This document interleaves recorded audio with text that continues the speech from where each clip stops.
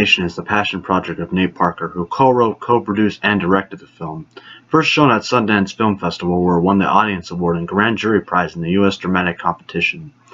With all that being said, I found the movie, well, okay.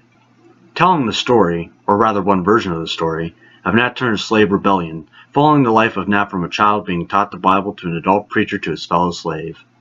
There's a lot of build-up to where the movie's going, which may or may not bother you, but what the main focus is Nat as a preacher going around preaching to his fellow slaves, but being used by slave masters, plantation owners to keep the slaves docile and obedient.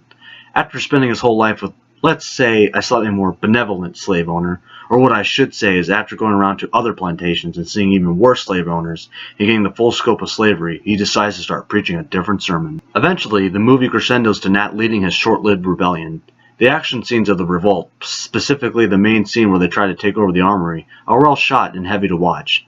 There's a slow crawl to get to the actual rebellion, but when you get there, it really ramps up.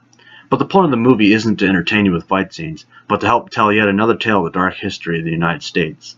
There are also several scenes of dreamlike visions that Nat receives that help show how Nat believes he is destined to lead the rebellion. The movie doesn't shy away from what slaves went through, showing graphic scenes of torture and one particular scene that churned my stomach. Except for rape.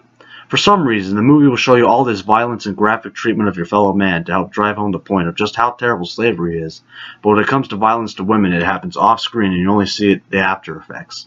Mind you, I'm not saying I want to see rape, but it just feels a little odd that that's the one thing they won't show you.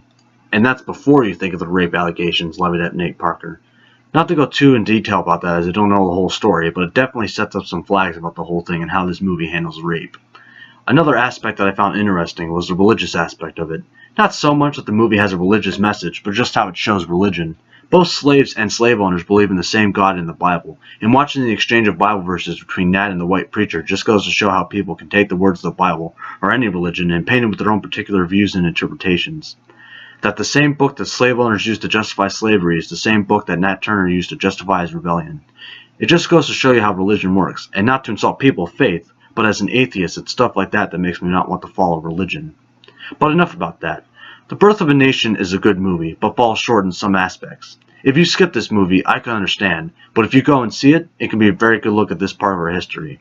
And I can also say without a doubt that it's 1,000 times better than that KKK propaganda film. I give it 4 out of 5 stars.